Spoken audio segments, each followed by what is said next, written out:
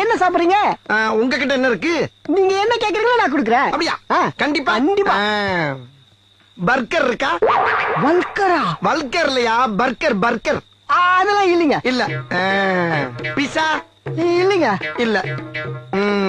Spring role.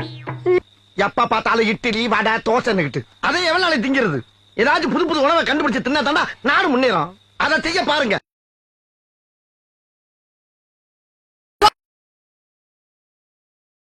கோமாளிங்க குக்குங்க 2 பேரும் இன்ட்ரெஸ்டா சமைக்கலாம்.